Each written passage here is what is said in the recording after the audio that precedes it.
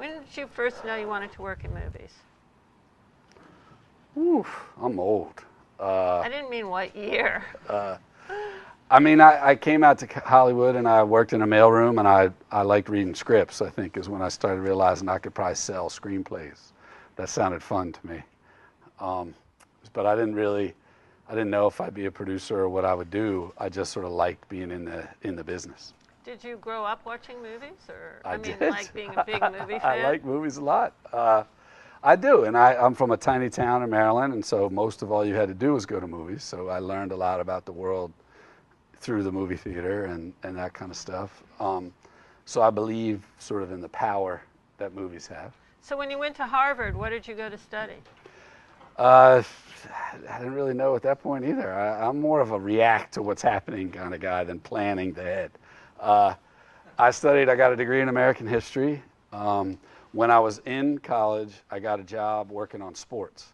And so I started learning about production. I did the '86 World Series that the Red Sox were in. I did a bunch of Big East basketball, Bruins hockey, that kind of stuff. And I sort of liked the energy of production and what was going on. And so when I graduated, I had a buddy who was moving to LA.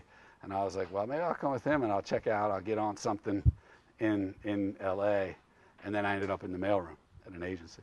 So that's what everybody in this room really wants to know is how did you get your first job and how did they get their first job? Well, it depends. If you already know you're a filmmaker, if you already know you want to be a writer, a director, an actor, it's hard as hell. Am I allowed to curse, or is there some rating on this thing? No, I curse, unfortunately. Yes. I need to talk louder? No. No one's ever said that to me before. Thank you. I mean, it's tough. I mean, I think doing things like this, if you're an actual storyteller, get out and tell stories, because that's all. The only real shot you have is to get in there and show your work to people and get them to do stuff. And so look for opportunities to do that. Look for smart and talented people to work with, because the storytelling business is very collaborative. It's rough to do all by yourself unless you really are making puppets at home and doing stop motion and sort of all by yourself with a camera. So, I'm a big fan of schools because I think it gives people a chance to get to know each other, to work together, to figure out which job or which area, they like a lot and they're more interested in. And if it's writing or acting or directing, you get a chance to just play around and make mistakes. The hardest thing in the American film business is that there's no real government support. So you got to go to school, and it's hard to go out there and have all this business pressure on you right away. In the first movie, you've got to go out and make money off it is tough. And so I would say the way to do it is keep doing what you're doing. It's a different world now, I would say, because I didn't grow up in a time where there was just a way you can put your own work up and people can discover it. Certainly, getting something that gets lots of views gives people options, right? But it's not a home run. It's not a guarantee that you get a job. And if you're interested more in the business side, where producing, you get to straddle the line a little bit. There are more official, training programs at agencies or intern programs or assistant jobs or things where you can work your way up and get to know people. But it is definitely a people business. So are they hiring you for your skill, or are they hiring you for who you are? Well, I think it's a combination of both. I mean, I think you have to be able to offer something that people need done. And so that's why I think the more you do it, the more you can show your skill, you can show your expertise. Then it's also about, who you are as a person, who do they trust you, like you, do they think you're not going to steal their money in the case of a producer. The other thing I think that's really, again, become different because of the social aspect and social media is it's also what can you do for them marketing-wise. Because right now there's so much shit coming out to everybody, that the only thing that really matters is how do I get attention for my thing. So if while you're here and you learn how to write and you're doing whatever, but you build up, a funny comedy blog, or you go out and do other stuff, you then also add that third layer of, this person might be able to help me to market it. I mean, my whole career is based on, Matt and Ben and us working together. And, as they became bigger stars, it became a shitload easier, because people were like, well, we'll just put Matt on the poster and we'll be fine. Didn't turn out to be true, but it was certainly made it easier. So I would just think about, you are in a consumer products business. storytelling, and so marketing is a piece of it. Which is why we require them to take a social media marketing There you class go. for themselves that figures out their own brand and how Right. to sell that brand. And I think that's really the thing is you really got to look at what the audience is you're talking to. If you're studying cinematography, editing, art direction, a lot of your customers are the people who are going to hire you to make stuff. That's a different audience. You know, you're not going to have 50 million people are following a production designer on the internet, right? But what you want to do is get in and get known in that small world, so that you have the ability to add to something. One of my nieces grew up with an artist named Jake Patterson. I don't know if you guys know him and his brother. They do some stuff. They do some videos, and he went to the Otis School down in San Francisco. And Jake used to always never want anyone to know it was him, never talk to anybody. And my niece and I were talking to him one Thanksgiving, and I was like, Jake, you're crazy. Like, you're never going to get work, or you're not going to be able to charge for it if people, at least in your business, don't have any idea who you are. And he started doing promos for Adult Swim, if you've ever seen that channel. And again, wouldn't put his name on it, wouldn't tell anybody. He thought all his art school friends were going to think he was a loser for doing shit on Adult Swim. And he really found a way that he and his brother ended up, creating their own thing, but then they also have the skill that they can market themselves and do other things. And I always thought that's a good example. And I think a lot of directors today in the film business, same thing. They start to have an aesthetic. They start to understand the kind of stories they like. And the audience starts to expect stuff from them, which gives them an advantage. So you've done it all. You've been a producer, you've been a writer, a little bit of writing, directing, agent. Yep. How do you think people figure out where to go? Because we have a lot of kids here who say, oh, I want to be a director, and then, well, maybe not so much, but they don't know how to find their way through it. And I've been trying to explain to them that a storyteller can be many different things. Absolutely. I mean, look, to me, and it just sounds so dumb, so I apologize if you came here expecting for real guidance. A lot of it is what you want to spend your time doing, and why an environment like this is a good place to come figure that shit out. When I was in a little town in Maryland, I didn't have any access to anything. So when I say my process was moving along, each time I would realize things that were wrong about the job I had. So like doing sports, when I started doing production in sports, I was like, well, this is fun. I got to do the Ryder Cup golf tournament and the U.S. Open tennis tournament, Super Bowl, a bunch of things as a PA and ended up doing graphics. But I realized that I like reading scripts. I like stories. I like movies. So then I got into the agency and I sold a bunch of scripts as a young agent, and I had a good time. But I got really frustrated because as an agent, you put out the first vision of what that script could be. And then you go to the premiere and the movie sucks. And you're just like, what the fuck just happened to this thing? And you're like, I know, I should go be a producer, because the producer at least gets to ride the project all the way through. Then my first movie that I went out and financed and made was god awful, and I was there every second of the day. And I was like, well, I really don't understand what I did wrong, but this movie's horrible. And I was like, so each time I would look at it, then I was like, well, the money people are stupid, so I should raise my own money, and I'll pay for it, and then it'll be better. And then that turned 50-50, and then, I directed a little horror movie. I've directed a couple documentaries. I've worked with people on stuff. And the thing about the professional storytelling at a bigger level is it is so collaborative, and it is a little bit out of everybody's control. It has to come together in a way that really works. And so what I have found in my career was, after having a number of those jobs and trying to figure it out, I like the producer part of it. It's just hands-on enough that I feel like I'm making something. I'm not an executive just supervising the people who have the fun job.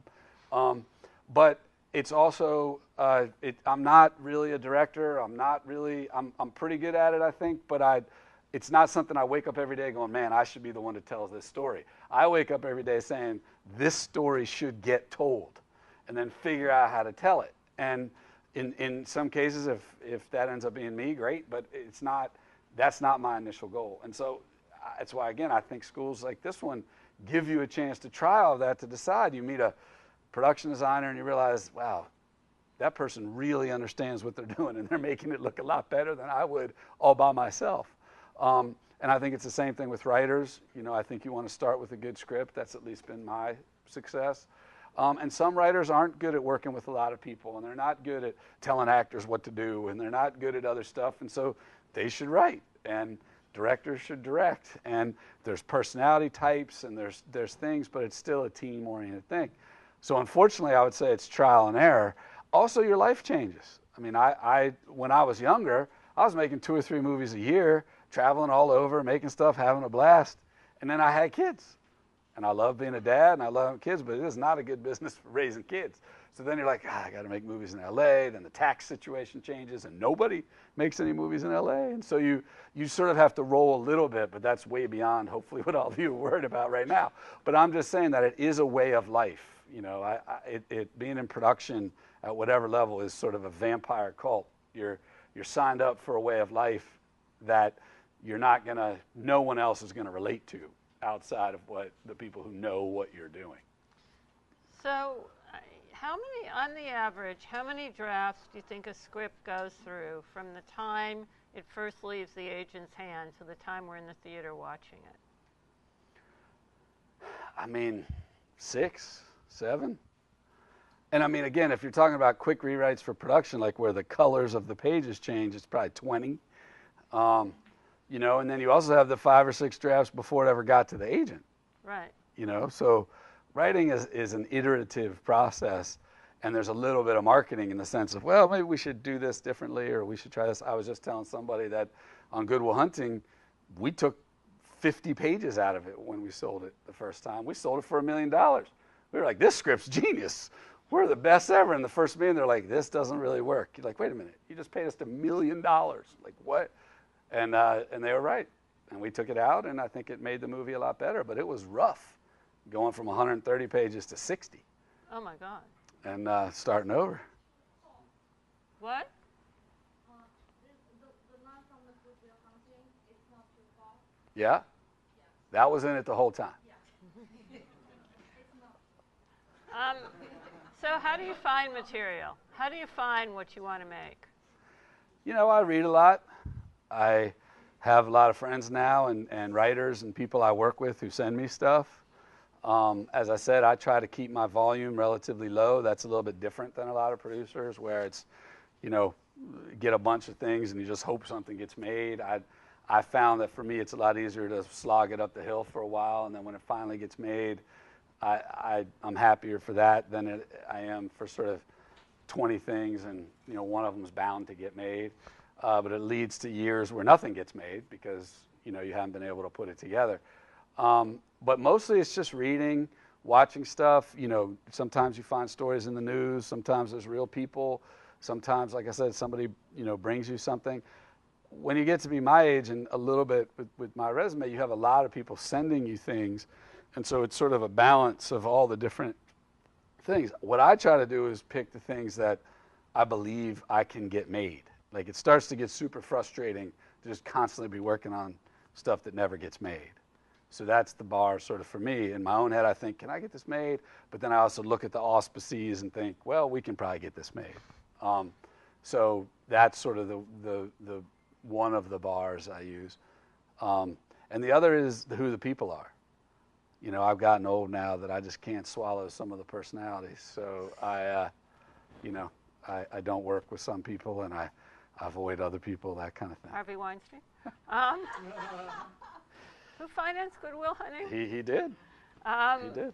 So one of the interesting things when I was reading your resume is that you've gone from indie to studio movie to television to streaming, from comedy to drama. Usually when you look at a producer's box, it's a very narrowly defined box. What attracts you to the kind of material that you're going? I mean, I know if somebody asked me that, I'd say, do I like it? Right. But what do you see that's different between an indie movie and a studio movie? Well, I mean, I think the truth of the matter is it's all basically the same process. You're organizing a group of people. You're trying to capture as much good stuff on film that you can then, you know, recreate in the editing room. So in the physical aspect of producing a comedy, a horror movie, a drama, whatever, is relatively the same. A lot of it for me is about the talent, right? So some of that diversity is because Matt Damon's done a lot of different stuff. So he'll say, I want to try this, or I like this movie, or whatever, and I'll be like, all right, let's go make that movie. That's a real benefit that I had, was because Matt's at a place where that can happen, you know. I think the other thing for me is I really look for projects or stories that I relate to, like that I can't really sell or do my job if I don't actually like it. It's not like a piece of business for me. But I like all those different kinds of movies. So I had as much fun making Joyride, you know, it's a horror movie about a crazy trucker and, you know, that kind of stuff, as I did making Good Will Hunting. And I remember so clearly I had this guy who wanted to be my agent so badly, and Good Will Hunting had just gone through the Oscars, and everybody thought I was a genius. And and he comes up to me, and I walk in and I say, look, I read this little script that Universal has, and they really want me to produce it, and I'm going to go produce it. He read it, and he called me up and said, you've lost your mind. You cannot produce this movie after Good Will Hunting. And I'm like, what are you talking about? It's great. And he's like, because, you know, it's not an Oscar movie. It's, you know, super, you know, R-rated. It's whatever. And that was American Pie. And I wouldn't trade doing American Pie for Good Will Hunting ever. And I wasn't trying to put myself in the box. And I tried to get Matt to be in to be in American Pie. So that would have been funny. As what role? Originally, I tried to get him to do Stifler. Oh, that would have been hysterical. Casey plays Jim's older brother. One of them's older brother, but he's never on camera. It's just his voice. And but again, for me, I grew up in the movie theater. I like these things. The thing I've never really done is a big effects movie, but I love Star Wars. I'd love somebody to ask me to do that, but in my mind, that's not what I do for a living. Like, to me, that's like somebody saying, well, you come do brain surgery. It's like, I don't know how you make those movies, but I love watching them. So a mentor, did you ever have one? I never really had a mentor like looked out for me in that way, except for the partnership with Matt and Ben. You could argue that when it started, I was more established than they were, and by the time, you know, we get to now, they're way more established than I am. So I'd say that we were very supportive of each other. They're incredibly loyal guys. They turned out to be super talented, and they value the role of a producer, and we had a lot of fun together for a lot of years. I don't know that guys that are your same age and are sort of in the same place count as a mentor. There's never been anybody who's sort of much more senior or older who's really come in and helped. I've had a couple benefactors, which potentially is not, again, a mentor, but a couple of my good friends from college made a ton of money up here in Silicon Valley, and they like movies, and so whenever I really was trying to push something crazy or do something different, they would put up money and help me get stuff done. So that was very beneficial. But as far as like an in-Hollywood mentor, I never really have, partly because I can't stand the culture. So I'm not sure I would have ever been able to accept mentorship from anybody who had been wildly successful in that culture. But you do work in the system. Even your independents Sometimes. are in the system. Well, sometimes, though, they're in the system after they're finished. It's a whole different thing to go find a rich girl in St. Louis to pay for Manchester by the Sea and get to go to, you know, Boston and make your movie, and I'm the boss. Nobody's calling me up. Nobody's saying anything. Matt and I are letting Kenny do whatever the hell he wants because we want to do Kenny's movie, right?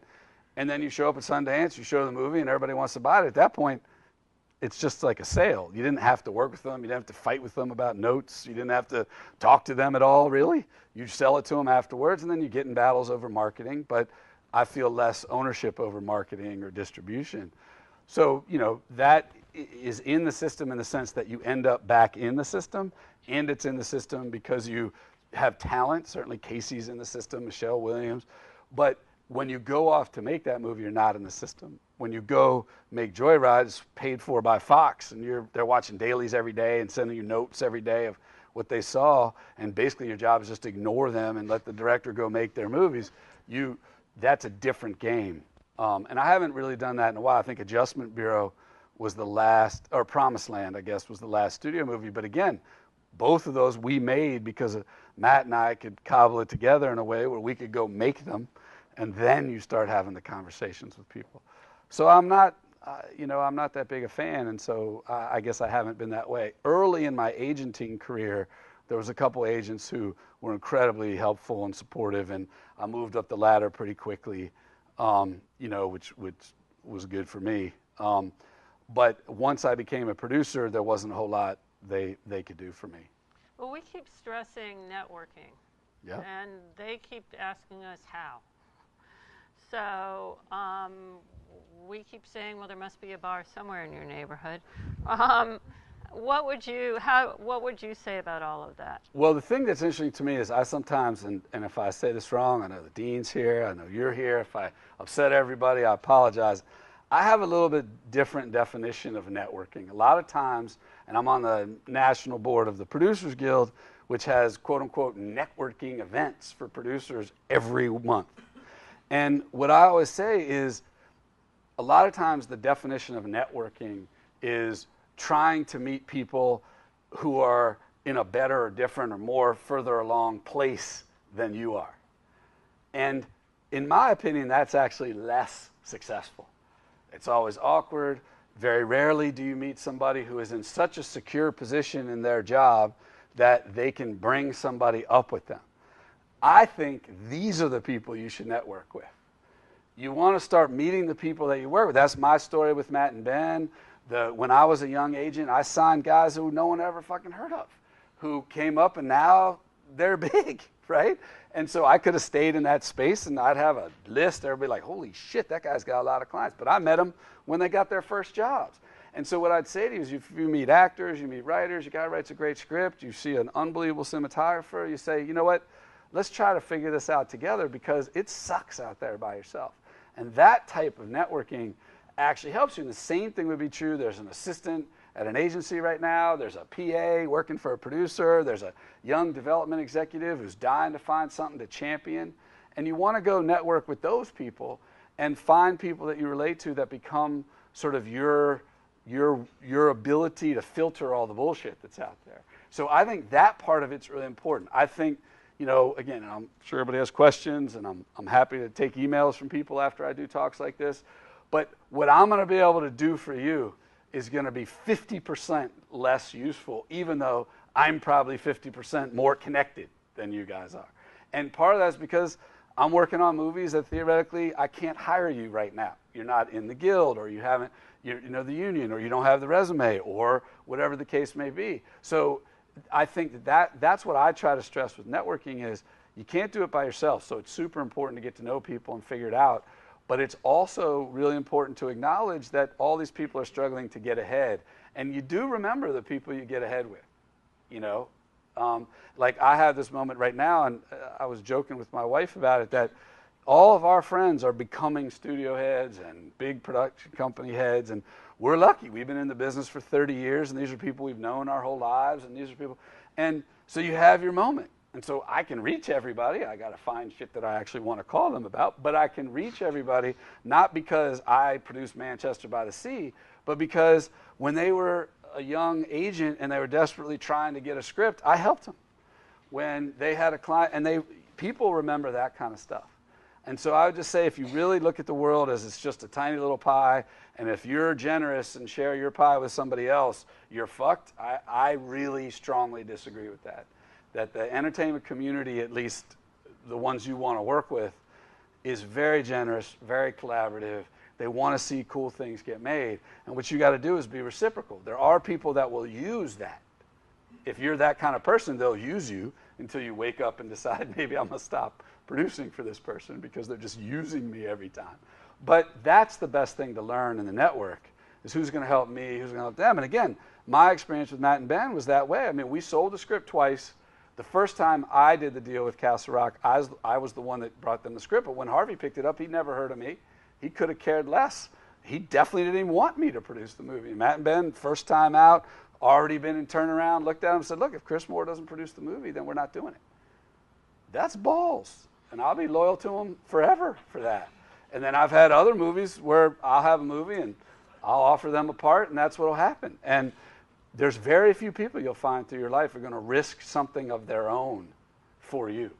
And if you're lucky enough to find them, network with them, or whatever the right word is. See no evil, hear no evil, do no evil in the front row right there looking at each other.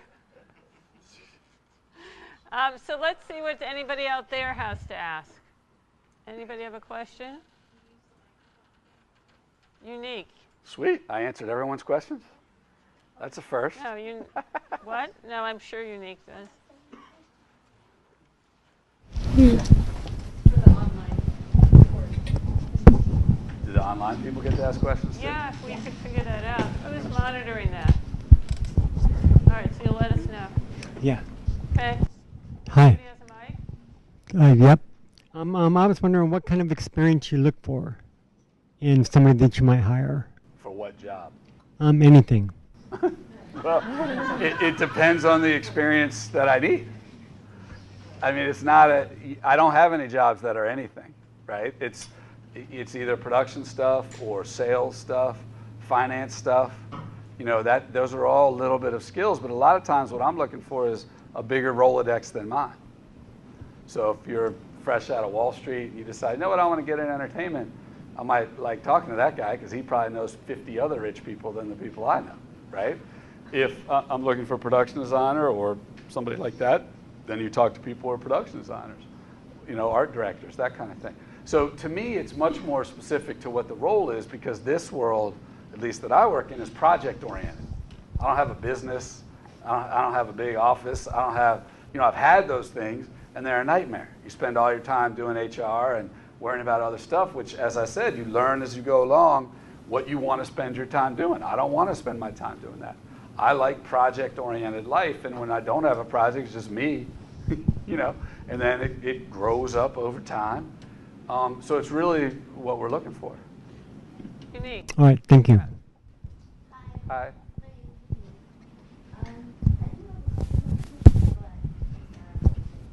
Because I know that you said no one was going to relate to you to where you're going, and also you went to Harvard before this. So a lot of people or a lot of students might not have like the support, the friend support or the family support here when they're pursuing their dreams. So like what kind of advice do you have for some of us that might not have that supportive background? Well, I mean, unfortunately, this answer is rough. The first one I'll give you, because I've been asked that question before, which is you got to find the support. You got to go out and find it. And if it's not built into your existing support mechanism, whether it's your family, your group of friends, whatever, you know, the truth of the matter is going to Harvard doesn't really help you in this business at a certain level because they, at my age, because I'm older, everybody's headed to Wall Street and doing other shit. Thought it was stupid going to Hollywood. But the point was that you want to find that because it's rough out there. It's just a lot of rejection. There's a lot of dumb shit that happens, a lot of competition. The second piece of it is that's why I think you really got to work on stuff that you really like. Like the thing I say to people is the crack cocaine. I said this the other day in this big producers meeting. I said to all the producers that at some point you guys are all sitting here, and take this in the nicest possible way, you know, you're all drug addicts. You're addicted to wanting to do this. Because there's no way if you sat down with a calculator and said, this is what I should do with my time. And if I do, I have a nice house and my kids will be able to go to college and I'll do whatever. Because it's not, again, you can hit it and make a lot of money, but this isn't why we do it, right? So find the stuff that really makes you passionate and figure out how that happens in your life every day, right? So like I was with a friend of mine named Seth Green who just directed his first movie. And Seth has this thing called Stupid Studios where I don't know if you ever see, he does Robot Chicken and some of these other like animated stuff. And, you know, I don't know a lot about that, but he invited me down to his office a couple weeks ago to see the rough of his movie because he wanted my opinion because he's never done like a straight drama, whatever. And so I was watching the movie and afterwards he gave me a tour. And there's like 50 people in like a back room like this just building puppets. They're just putting puppets together and there's another guy out there who's shooting the show and moving the puppet. And those guys were having a blast, and they really liked it, and they loved being part of it. And Seth's really good at making people feel like they're part of the whole thing. Then there's another room where people are writing, the show, and then there's another room. And so if you look at just his business alone, he's encouraging and trying to find people who want to do all of those things and are having a good time. By doing that, they end up in a supportive environment. They end up with other people who have made a decision for what they want to go do. Right? And there's things, you know, you get treated poorly, you don't get paid a lot, there's not a lot of security, benefits or health insurance or any of that shit. So we're all sort of struggling trying to figure out how do I make this work? Is this crazy? And for a lot of people, it's not even that they have no support. They actually have negative people in their family. People are like, have you lost your mind? Go to law school, right? What are you doing, right? We always thought you were going to be a doctor, right? You're like, well, I don't want to be a doctor. Like, and so I would say the support is a big thing of it, but a lot of it is you also have to look at yourself in the mirror and say, okay, everybody wants to be Matt Damon. And I happen to come up with a guy who is actually Matt Damon. But the point is, Matt sat down and just knew he loved writing and acting. That was it. That's all he liked to do. That's all he wanted to do. And when he couldn't get a job as an actor, he's like, well, I'm going to write this script because hopefully that will give me a chance to be an actor, right? And it did, you know? And so he knew the thing that makes Matt in some ways who Matt is he knew from the time he was 14, driving down to New York City to audition from Boston, that's what he wanted to do. Every piece of being an actor is what Matt loves doing with his time. That's really what you got to spend the time trying to figure out. And you can either do it ass backwards like me, where you just keep getting jobs and then you realize this is wrong, and then you wake up and you're like, this is fun. I like this job, right? But that's how I think you find real support internally, is because you realize I like this job. Even if I'm not getting paid a ton, it's fun to do it. Even if I'm going to do this, because people are out there making decisions every day to not make a lot of money and do what they like. Teachers are doing that, and other people, and that's the same thing you're in. And maybe one day something you make hits. I'm sure the dude drawing SpongeBob didn't wake up and think, holy fuck, I'm going to be a billionaire if I draw this, right? He was like, I like this idea of this sponge under earth, under the water, doing this thing, right? And then he woke up one day, and there's probably 50 people out there trying to create the next SpongeBob, and 49 of them are doing it just because they want to create the next SpongeBob. But there's one who's out there doing it because he loves that character, right? And I just think if you can find a way to pay your bills and not starve to death, you find the things you love, and the support, it comes out in a massive way. And it's certainly been my experience. So that was a long answer and maybe too big, but that's what I would say about the support side. Anybody else? Roman? Thank you for coming. Could you talk about what an ideal relationship between a producer and a director looks like? What are some of the wrong things that you've observed? What are the right things that we should look out for and things like that? Well, I mean, look, in my opinion, particularly in movies, I would say that there's a creative head and a business head to every project. And truthfully, the business head should be secondary to the creative head because it's a vision that you're trying to do. But they can't go batshit crazy. You have to find a way to, keep some semblance. So in my view, it is hierarchical. At the end of the day, somebody has to decide. Most of this business is about taste, right? And a lot of it is skill, but then there's taste, right? What do you think's funny, what you don't? And so I think you have to have a personality as a producer where you're okay. You don't win every fight. You don't get into that kind of stuff or go be the director, right? I mean, I think Matthew Vaughn and Guy Ritchie are a great example. They worked together as director and producer, and then Matthew was like, I can't keep fighting Guy. This is driving me fucking crazy. I'm going to go direct my own movie. And now he's Matthew Vaughn, and there's some similarities to the way they make movies and some differences. But he realized I can't just sit here and fight all day long. Well, then you have other longtime partnerships like Brian Grazer and Ron Howard, but Brian Grazer's like, I don't ever want to be a director. So this is Ron's movie, this is his thing. That's movies. In television or series-oriented stuff, it's more the writer, the showrunner, the head person who's holding the vision together. And to me, that's the key. The key is somebody's got to hold the creative vision together and be able to say when a certain scene happens, a certain piece of wardrobe shows up, an actor comes in and auditions, that's right or that's wrong for this project, right? The producer has to be the one that says, okay, dude, your vision's awesome, but we can't sink the Titanic. We only have $800,000, and what Jim Cameron did is not what you can do. So you got to be able to have that conversation. But at the end of the day, you're trying to hit that vision. And I would say the times that I've had the worst scenarios are when there was too much creative battle going on between the producers and the directors. And the best scenarios are when we trust each other, do each other's jobs, and we stay out of each other's way, and we go get shit done. But it really is also a little bit of management of personality. Directing a movie is hard. Running a television show is hard. So the stress that those people are under, you got to figure out what works best.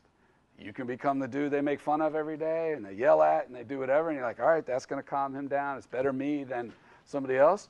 You can become the guy that runs interference for them because they just can't handle it, you know? But you have to figure out what the right, sort of relationship is with any given personality you're working with. And usually if you're in bigger projects, they're stars. It's all the same thing. You got to deal with what's going to get the best out of them. And so to me, that's what is fun about producing, is that sort of managing each project feels different because it's about the alchemy of the people that have come together, to sort of make that project. And what gets lost is if the project doesn't have a vision. If there's nobody at the center of it who's like, this is the movie we're making, or this is the story, it usually will feel like that. And the audience, whether subconsciously or whatnot, knows that nobody really understood the movie they were making or the TV show. Is it ever the producer who has that vision? It can be. I mean, the hardest part then is you have to find people to execute the vision. So for me, I've never had that situation where you were sort of like, I think there are directors who are more shooters than they are storytellers. So if you give them a good script and you like the way they shoot shit, you got a pretty good chance of getting the movie you envisioned in your head. And I think you can see big directors who have a body of work. You can look at them and say, well, the movie I liked probably had a better script than the movie I didn't like. And they're still shooting it or making it the same way. But it's very difficult. There does and again, if it turns out to be the producer, then internally you have to find a way that the producer is involved in enough of those decisions to be the keeper of the flame, right?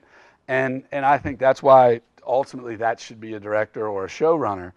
I think in TV you can get non-writing showrunners who can be very active in the creative and sort of keeping the vibe and the way it looks. Sort of more similar, but ultimately I think a lot of it is tone. A lot of it is being able to really understand the tone, and if you go too far one way or too far the other way, you can lose people because they didn't expect it to go one way or the other. And producers, myself included, sometimes can be very influenceable by other shit. Whereas like Kenny Lonergan, who with Manchester by the Sea, he knew what he wanted to do the whole time. Not influenceable by anybody, knew it was in the script, he made it, looked great. And that's a real, except for getting it made, that's a pretty fun movie to produce because you're just sort of watching him do his thing. And so, I think that's the best way to do it is if you have trust in both of those areas, try to see it. And to really, again, a lot of what I say has to come back with being honest with yourself about who you are, that if every day you wake up and you want to go talk to the director about 7 creative things, then maybe you should think about trying to be a director. Because theoretically you should be so busy that there should be 7 producer things that need to get done every day and 7 director things. And if one of you is trying to do the other guy's job, it's not going to be a good setup. Yes, in the back. Sir, yeah. I'm good. My name's Keith Perry. I was just wanting to ask you, how do you feel about the political climate for filmmaking in California? I recently was in Montreal and have a lot of buddies that work out of, in different states, Georgia, Tennessee, and a lot of those projects that they're working on that's on television and stuff is all kind of like funded mostly by the state itself, and you don't get any of that like you alluded to in California. Where do you think the next power hub will develop itself in the U.S. as far as filmmaking altogether, and do you think that this is something that is eventually going to just kill the filmmaking industry in California altogether, with the lack of tax incentives and so on and so on and so on? I mean, it's a really good question. I'm old enough to have lived through all the different versions of the incentive programs. When we started out, we shot some of Good Will Hunting in Canada because the incentives were good enough, even though the movie's clearly in Boston. And I think it does suck in California right now. I mean, I think if you're interested in one of the trades that most of your job depends on being on set, right? Whether it's cinematography, art direction, costume, acting, music, even some of that stuff. You probably want to think about going somewhere else. That's what I tell people. Like when they ask me, I say, look, you're 22, you can live anywhere you want. Guys like me aren't going to research it. Lie. Send me your resume and say you live in Pittsburgh. Then when I'm making a movie in Pittsburgh, you can come there and find a place to rent, right? Because with the tax credits, we all are whores. We're just chasing the money, right? So until either the federal government steps in order to create pockets, which is what I think should happen, is the country should just agree that there's 5 or 6 places around the country that this is their industry, right? And people can move there and people can live there and people can learn about it. It's going to be like this. People are going to be chasing the money because it's a big deal. You know, you're making a $50 million movie and you can get 25% of your money back. That's a lot of money.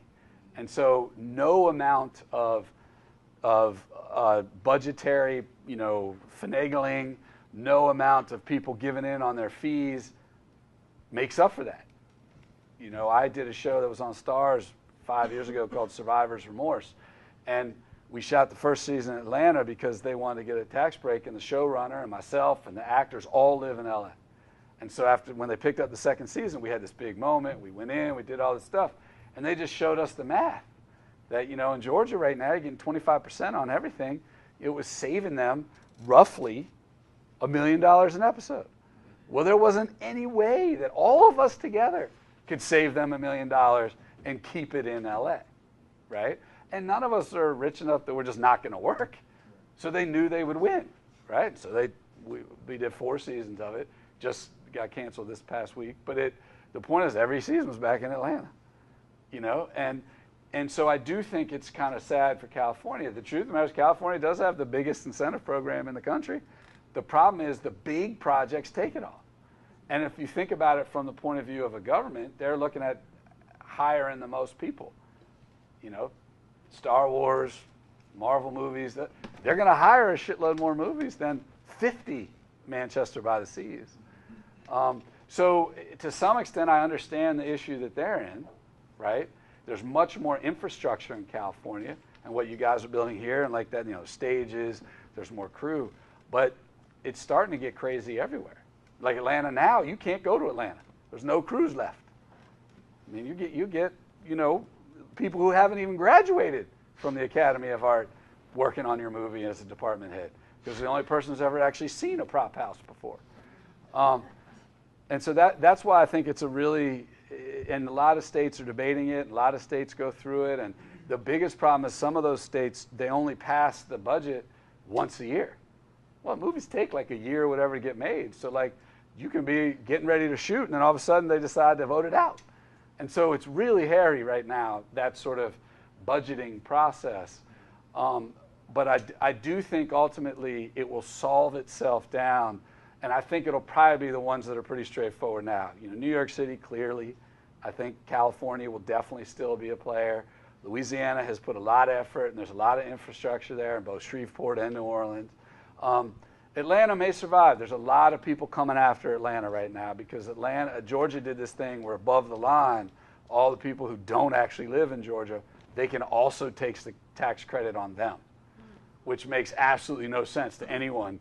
So if they were to change that, it might change some, you know, and, you know, Massachusetts has a good one. But I think what will end up happening is these areas geographically will come together and they'll support it in different ways. But it's very difficult right now to fight against the tax incentive programs. So you sort of have to accept that as a way of life for the next, you know, I would argue a few years because unfortunately the world in general, the country anyway, has bigger problems than how's the incentive program working out, you know, in the film business. Anybody else? I have an online question actually. It's any tricks on getting over the frustration during production? How do you build up your confidence from something that's on paper? What do you mean during production? I don't know, but I assume he means like during, like, you're Getting tired, everybody's nagging at each other, it's not going the way you want. You just got to believe, man. You can't, I mean, this is not, you know, the Academy of how to have a vacation and get paid for it. I mean, I think the point is it's a job. It's hard.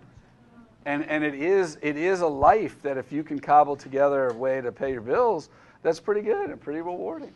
And so what I would say is you have to find a way to motivate yourself. Some of it is setting up proper expectations ahead of time, which is this is going to suck for a period of time. So just accept it's going to suck. You know, just like a doctor does. Well, I'm going to have to do my internship, and I'm never going to sleep, and I hope I survive, and it's going to be really hard, and then they get to be a doctor, right? But I think that it's a very difficult time when that stuff starts happening, and I think you need leaders. I mean, whenever I hire a director, I'm always looking for two things. I'm looking for the skill set, and I'm looking for them to be for that person to be able to be the captain of the ship. And there's some directors who are able to be the captain of the ship and actually suck at directing, and they get jobs still because you need a captain of the ship. And there are some people really good at you know, being a director, creatively, actors, that kind of stuff, and they're not very good at the captain of the ship, so you got to build a process into the ship that it will keep going on course. Those people I can help more because I like the captain of the ship stuff. But I think that, you know, some producers don't like it either. But I think it's really about putting a team together that in the worst case scenario, they're going to be there and they're going to look at it as a challenge and something fun to figure out rather than, holy shit, this is going crazy, I want to go home. Somebody in the back has the mic. Hi. Currently I'm working on, I'm leading production on a film for the animation department here at the school. Just week by week, as much as I love the film that I am working on, I wrote something and I have some friends who we've been kind of talking about it and trying to get it produced. But every week I'm seeing 3D assets coming through with this film, and I'm thinking about how cool it will be when I can really focus on mine. I guess what I'm asking is, like, working with studios versus kind of creating your own projects. How do you kind of juggle that time? Because I really can't find the time to really focus on my film right now. And, you know, but one day I'm going to need to probably work for some kind of studio if I want to actually make money. You know, my instructor, she's been working on her film, and she's been in the industry all this time, but she still is working on her film, and it's been like 7 years, and she's still trying to, you know, how do you deal with that, not really being able to just do it because you need some money? Well, I mean, I'm just smiling because if I could answer that question, I'd have a whole different job. Because everybody's going through that frustration right now in life. I mean, I think the hardest thing in the creative industry is you do have to find that balance inside yourself. You got to figure out, and it does require focus. It's going to be 300 times harder to get your thing made than whatever the animated project is you're already working on. What a lot of people do is they, you know, one for the bank account, one for me, one for the bank account, one for me, right? Now, that's when you have a skill set that you think you can do that in, right? That an animator can do that. They can work on a TV commercial and then go do a low-budget movie, right? There's a lot of guys who do that, who do commercials, music videos, and then will do a movie once in a while or whatever. That's one way of doing it. Early in your career, I was a bouncer and a bartender and shit, trying to pay my bills to sort of get through in between projects and stuff. And so a lot of it's about financial planning and sort of deciding how long you're going to go a certain way and really deciding how long you can afford to be broke. But the other thing, and I hate to say this, but the other thing is to really sit down and decide, do you really, really have to do your own thing? Or is that just the thing that you're saying? Because I know a lot of guys my age now who are very happy having worked with other people, having worked for studios, having done other stuff, and somewhere along the line they made their own movies, somewhere along the line they did whatever, and they realize like that struggle is rough. I mean, and it can be something that you're obsessed with it. You can't not do it, right? But there's a lot of people where that's what happens. You're young, you think, well, this is what I really want to do. I want to become Jim Cameron. There's only one Jim Cameron, right? And if you really think you're going to become Jim Cameron, then you should stop whatever the fuck you're doing right now, and you should start writing that script, and you should go out and make it however the fuck you can, right?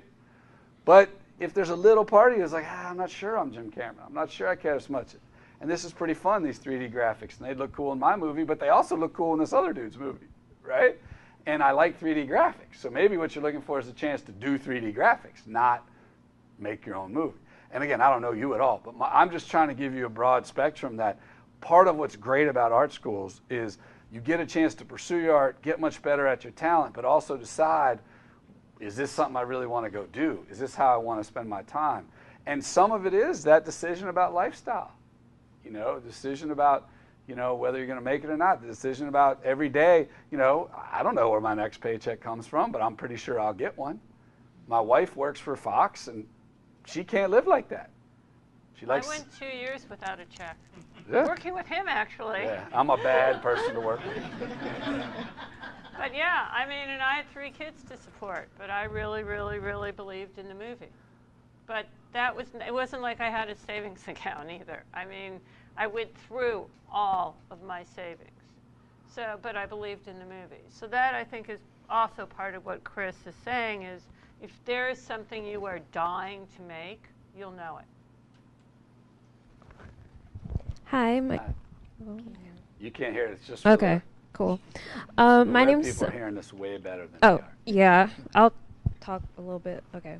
My name is Summer, and I'm a styling major.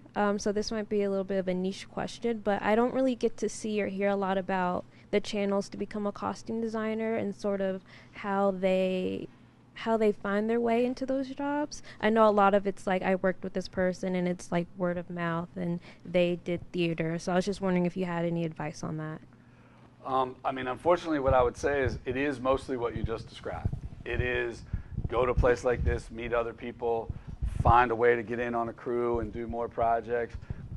To some extent, it's also about being able to figure out how to show your worth if that's something you want to do. Whether it's just on one project, you suggest one outfit and the person is like, wow, she was good at that, right? Or, you know, that's what I would say is look for the opportunities that are provided for you. If you push too hard and you make me have to deal with you every day, then you're just sort of like, well, she doesn't quite understand.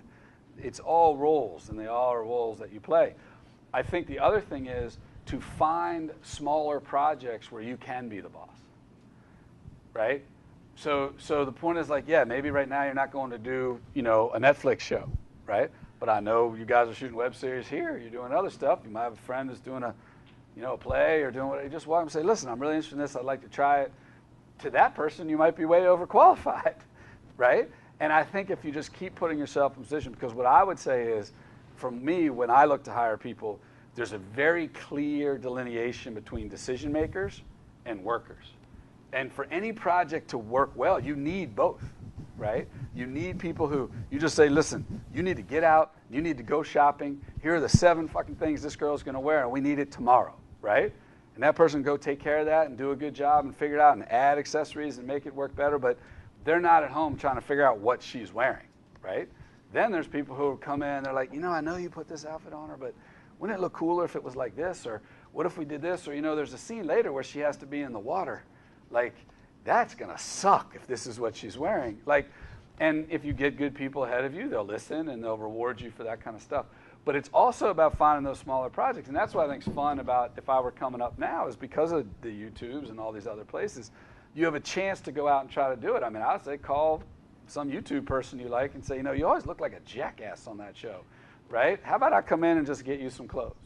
Half of them aren't thinking about that. I guarantee you the Dude Perfect guys haven't had anyone on earth except the dude giving them free T-shirts, right? You know, and I think that's the other thing is to say, where can I apply my trade, right? What can I do? I mean, in the cooking business, you see these trucks all over the place. Do you think that was a marketing guy? I was like, I know I should park a truck. No, they were chefs who were like, I can't get a fucking job.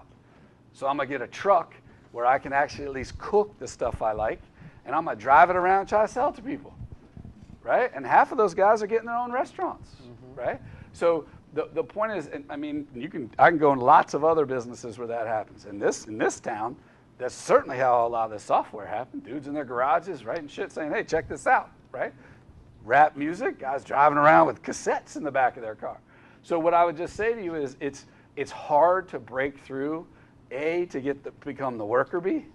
And then when you're the worker bee, it's hard to break through to be decision making. But it's the same process, which is give yourself a chance to do it on whatever type of project you can. Do your best, always do your best, right? And again, I hate to sound like the Pollyanna guy, and a lot of good things did happen to me over the last 30 years. But I think a lot of it was you're just doing your best, you're working hard, and you're making somehow good decisions about the people you're working with. You end up waking up realizing you have the job you want. And I would say that's the best way to go through that. Sure. Okay. Hello, my name is Omega Ramos. I'm a film producer. My question is, after you've, let's say, targeted your audience, made your script, you know what I mean, can you just go into these production companies, you know what I mean, like, as far as getting to the pitch and generating heat to shop your script around? What's the best ways to go about doing that? You know, I always feel like, okay, like, you know, I work at 4 or 5 scripts at a time. I'm finishing up a feature film right now. Could I go to Fox? Could I go to Paramount Pictures? You know what I mean? Could I request a meeting with a low-level executive or something like that? Yeah, you can. But I mean, you have to think about it from their shoes. And that's what I think is, that guy needs to move his career forward too. Mm-hmm. What is the number one thing that isn't going to move his career forward, or her career? Walking into her boss and saying, I got this low-budget movie from San Francisco with 5 people you've never heard of, right, that we can make for $5 million. Right? They're going to be like, listen, dude, you only have 18 hours a day you can work. If you're spending more than 18 seconds a day on that project, you're fired. Right? So what I'd say is, don't build up in your head you want to get a meeting with Paramount unless you literally right now are working on the next Star Wars. Right? If you think you're working on the next Star Wars, drive up, camp outside, beat on their door, right, until you get the meeting, because that is what they're looking for. Right?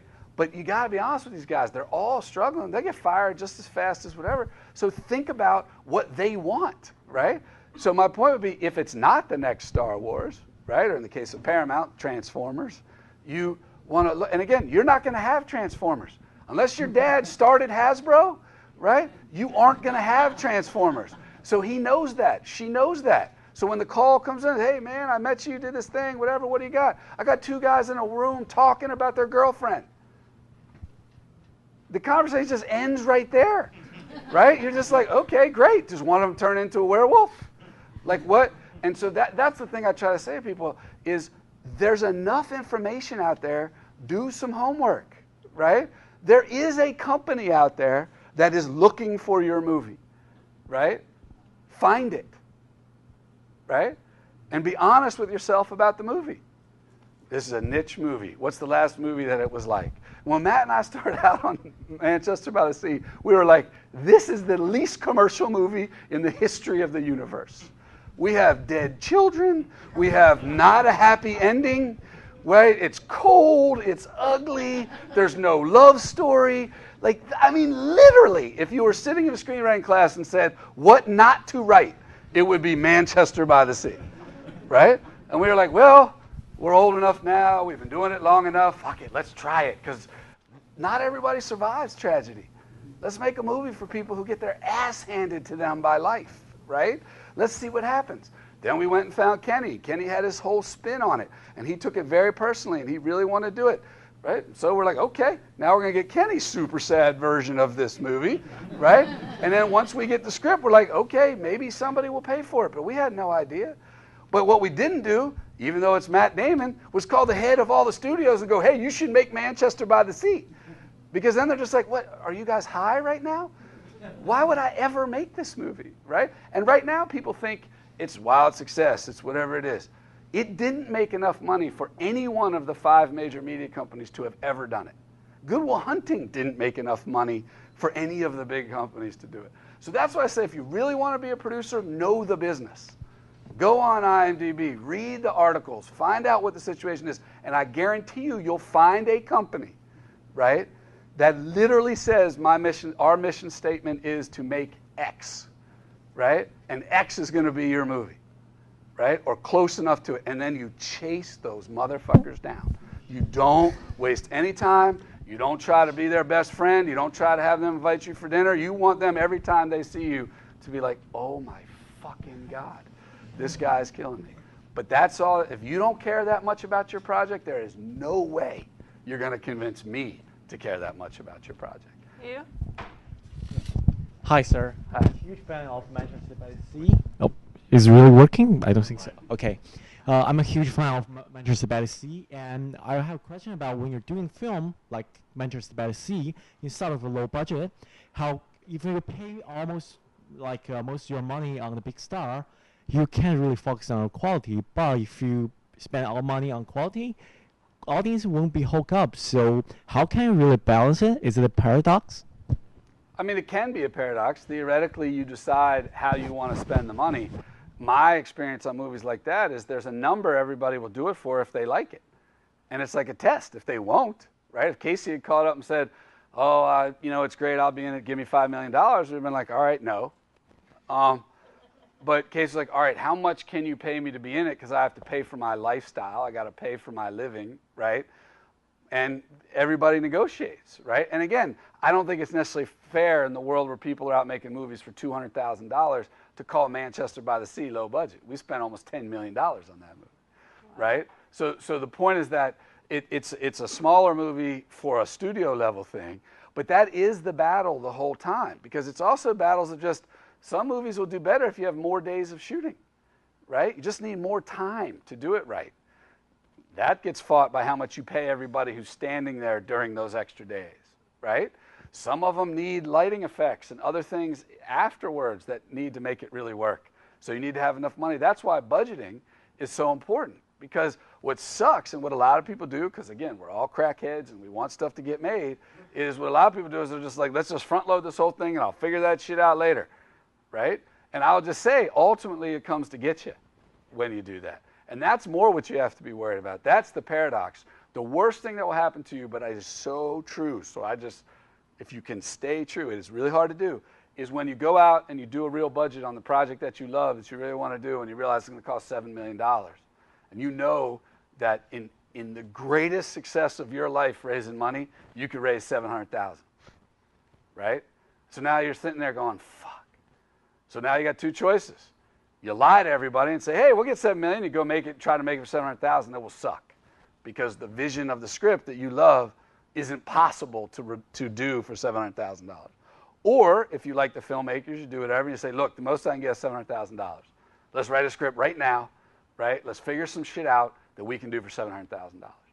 And that's what Kevin Smith would tell you. He's sitting there with clerks. He's like, I got a free camera. I can go out. What can I do? I got a closed convenience store and me and two of my buddies, and we can just tell funny jokes and talk shit about people, and that will be a movie, right? And then you get other guys who are going out making, other kinds of movies. So that's the real question, is does everybody fit into the goal of the resources that you have? And that's what, as a producer, you got to look out for, at least I do, is when you find people who are on a different resource. They're in a different game, right? That's the people you got to get rid of, or you got to bring into the right game of what resources you have and how you're going to get it done. Is there an online question? Another online question. I'm a fan of Project Greenlight. What led you to decide not to produce the film from the most recent season? What are your thoughts on the films that have been made in other seasons? Well, that's nice, first of all, of them to say. I really don't know what camera I'm supposed to look at for the online people, so... but anyway, thank you all for being out there, if there are anybody, or is anybody. Listen, Matt, Ben, and I had a crazy experience on Good Will Hunting. And so it started, and the reason Project Greenlight started was we were like, holy shit, what if we had cameras on us this whole period of time? It would have been a great show. I would have watched it. Everybody would have watched it. It would have been a lot of fun. It's very hard to convince people to let them follow you around with cameras if they don't know the movie's going to turn out to be Good Will Hunting. So we had some trouble on that.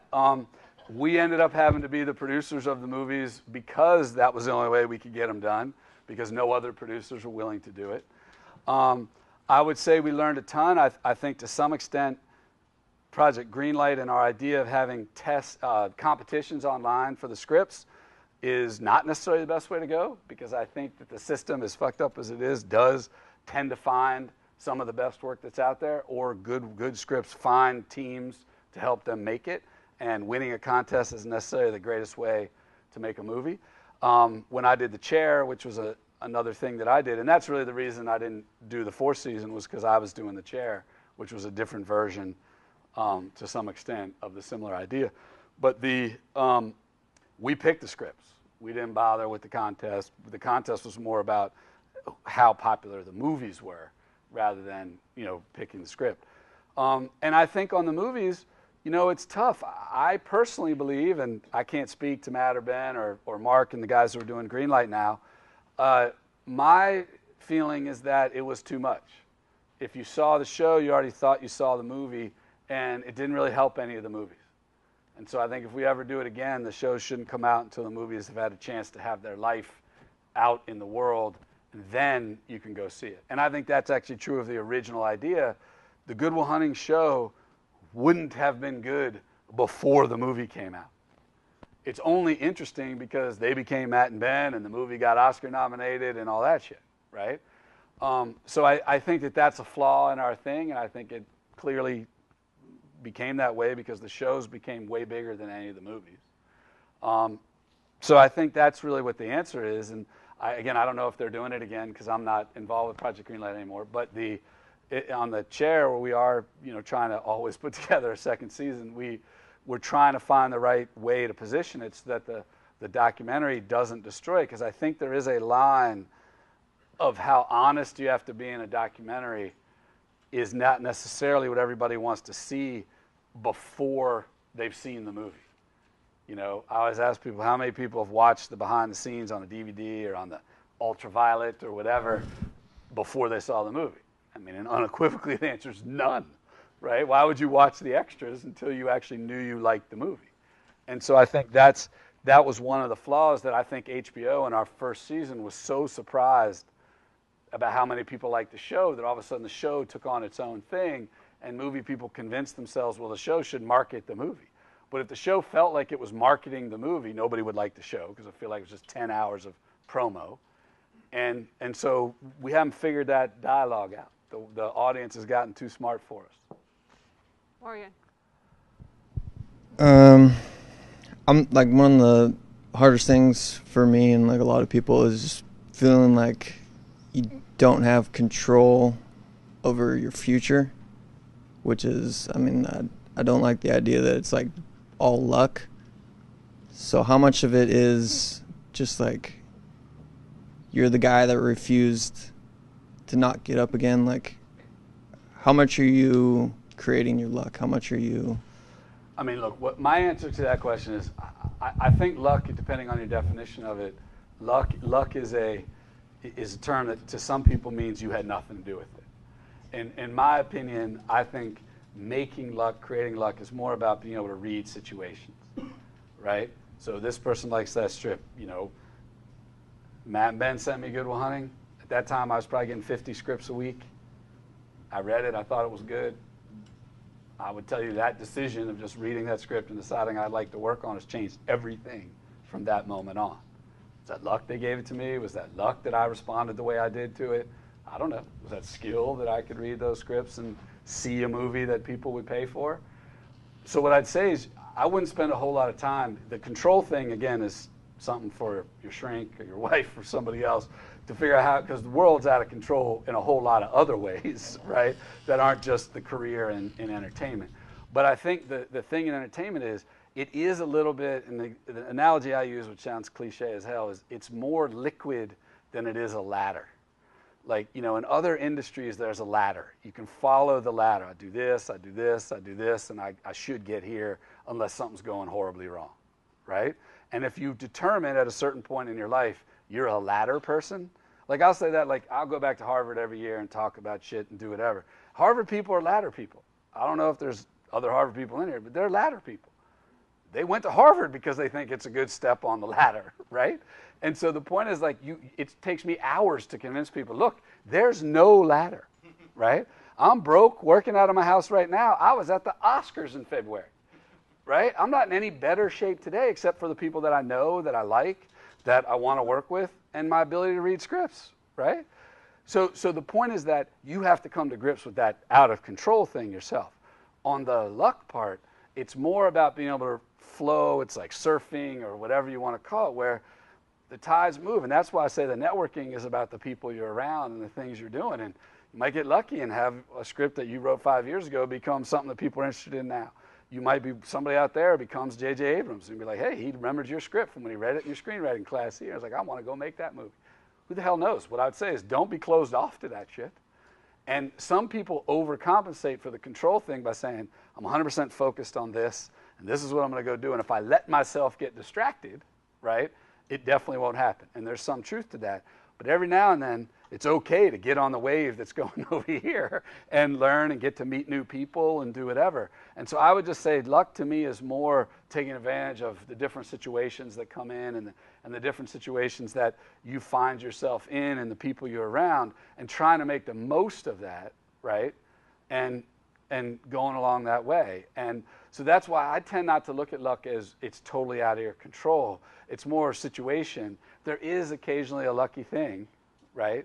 You know, that where you're just like, wow, that was totally random. My cousin turned out to be, you know, George Clooney, right? Well, take advantage of that. But that's what I mean is like, take advantage of it if something like that happens, right?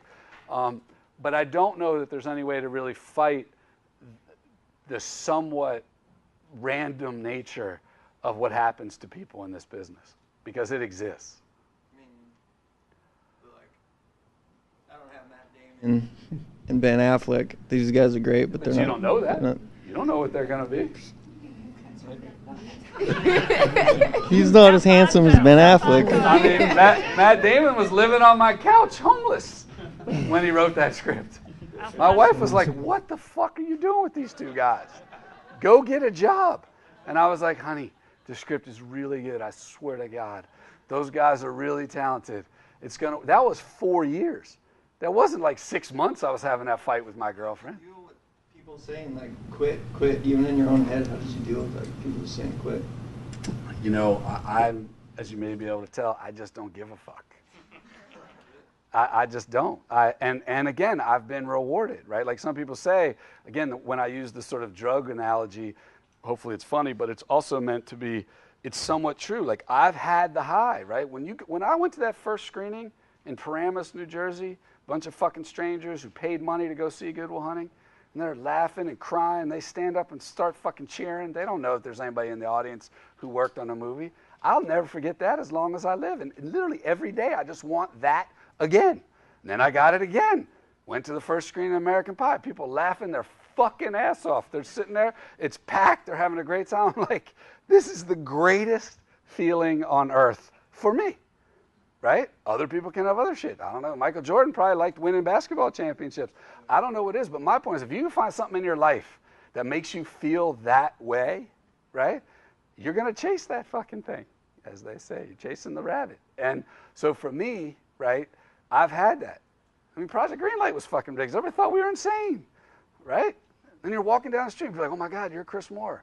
But it's just like, holy fuck. Like, but the point is, I do it. I love when people walk up to me and like, hey, how about them apples?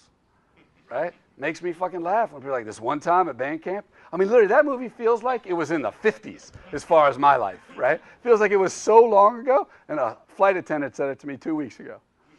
How do you like it? You know, how do you like them apples or this one time at band camp?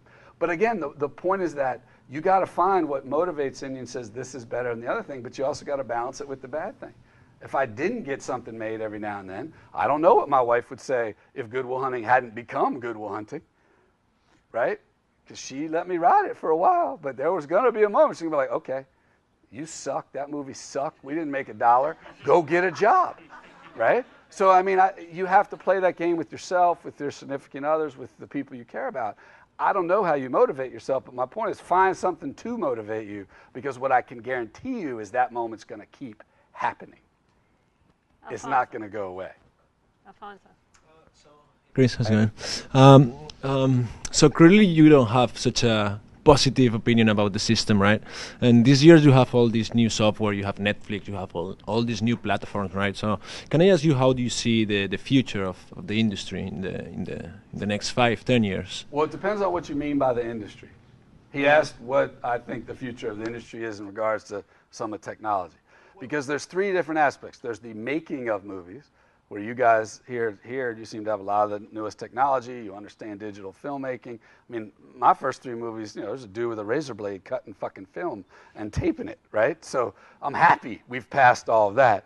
And I think pretty successfully we're going to be making things digitally, right? So I would say in the filmmaking category, I think that digital and the technology has all been good. I think it gives you more time on set. I think it's much better. The delivery part that you're talking about is an economic question, in my opinion, which is the biggest problem right now is nobody knows where the money is, right? And so when... It's in the superhero movies. Well, no. Looks like. Because what people don't understand is those movies are costing $400 or $500 million. They're never going to tell you that, right? But if you spend $400 million and it makes 550, if you're Disney, that's not enough, right? So we'll see. You know, Fox has certainly shat the bed a couple times. I mean, how many Fantastic Fours can you watch, right? Like, the point is that they're not a guarantee. There's no guarantee. It came out, did a great job. There will be 17 more horror movies that won't make $600 million around the world, right? The issue is you guys have changed your behavior. In Hollywood, we are the most arrogant business on earth because for the last 100 years, we controlled it. There were 3 fucking channels. You didn't have a choice, right? It was me and Bill and Jim, and we picked what we were going to show on Friday night. Fuck you. You're going to watch that because you want to go home and feel like watching TV. We're going to sell ads to Miller Lite. You're going to buy a beer. You're going to sit there. You're going to drink it. You're going to have date night, and we can completely control what you're going to do, right? Today, you can spend $200 million on Blade Runner that looks like the smartest fucking idea on earth. Get all the actors back, have the hot kid, Ryan Gosling, do every fucking thing you can do, right? And no one goes. Not even a flat line, not even like a baseline where, okay, we made our money back, it wasn't perfect. Literally, they're just going to lose money hand over fist, right?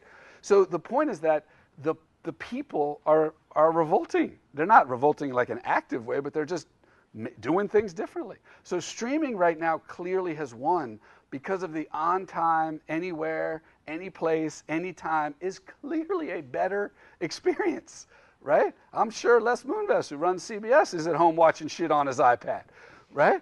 But the point is that these guys, they haven't figured out how the business is going to fit.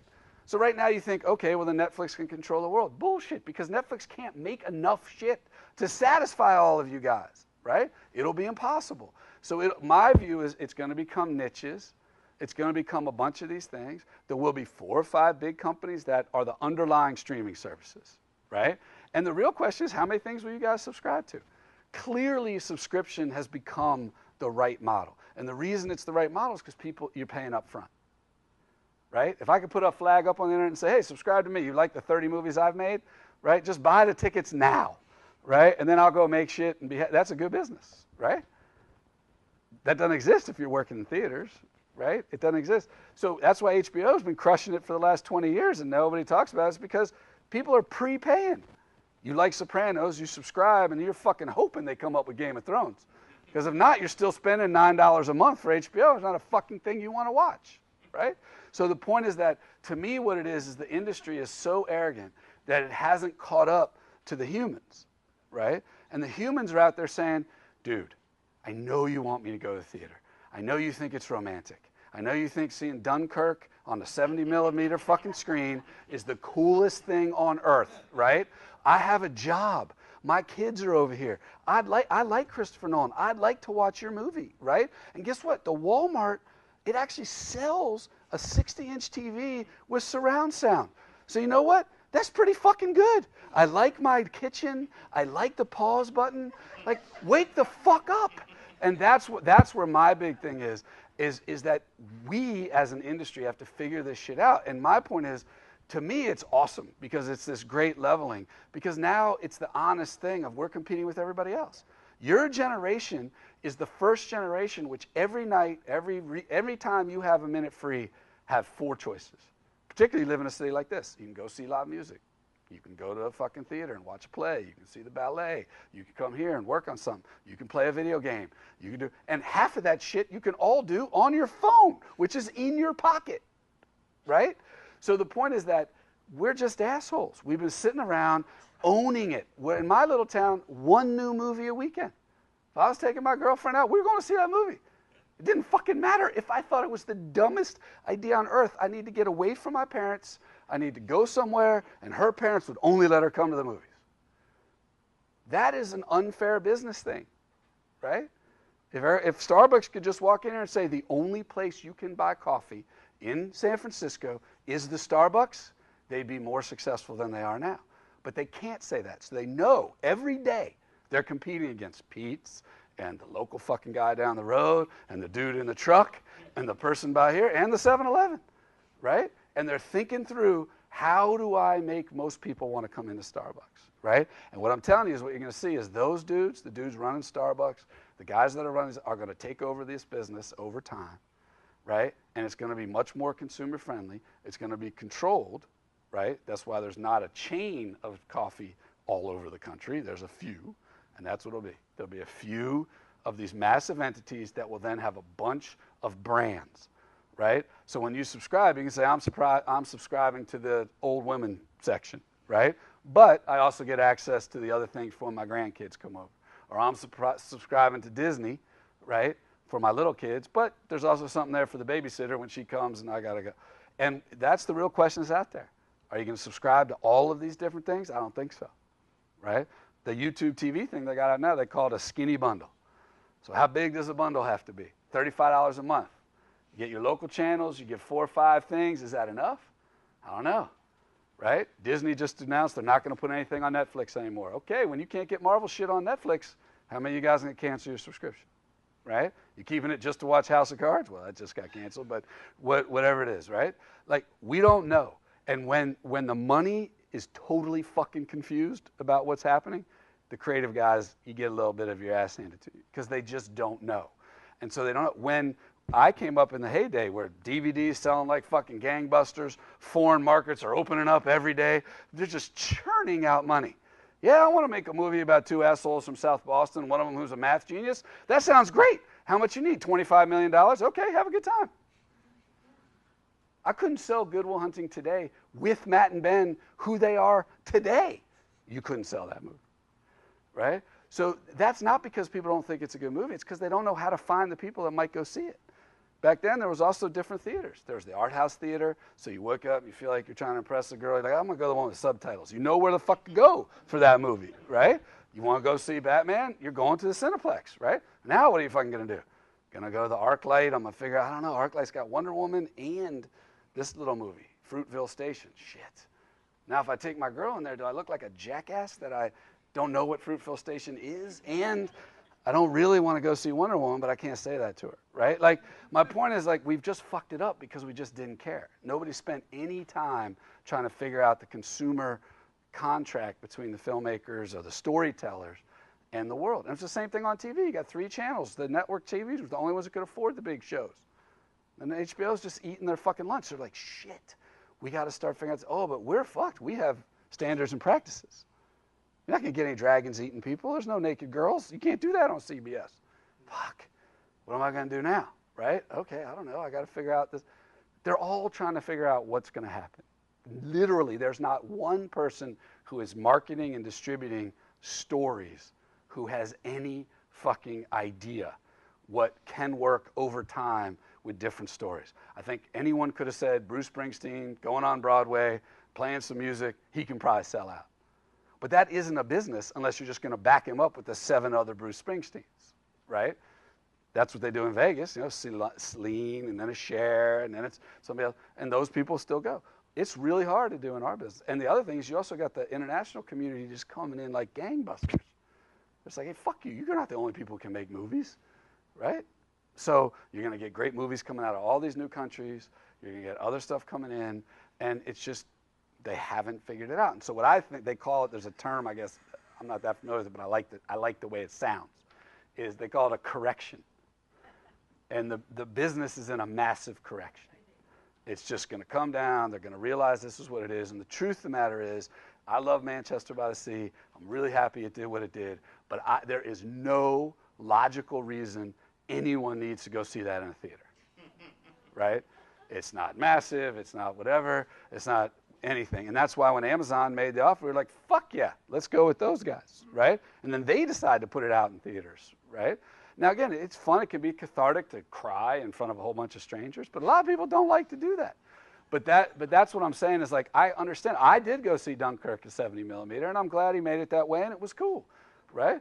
But I work in the film business. I can go watch a movie 3 o'clock in the afternoon. I don't have a regular job, right? And so I just think we got to figure all that out, and it's just totally upheaval at the moment, and it's purely just chasing the money. And so that's why I really believe it's actually really positive. I think filmmakers, guys, your generation will have to start thinking, what is the right way to do this? I think it's also created 2 or 3 more genres, because it pretty much was, there was serialized content, right? And there was one-off content. Now I think you got these limited series things, which are longer than movies, but they're still just one story. Then you have serialized stuff where it's pretty much one story every episode. And that's kind of cool. If I was a creative person, you think about it, you have the 30-second, somebody's going to figure out the fun. Some of those Vine guys were doing cool shit, 15 seconds, 6 seconds, right? If I went to a big screenwriter, I said, hey, man, let's figure out how we tell a story in 6-second episodes. Just be like, fuck you, man.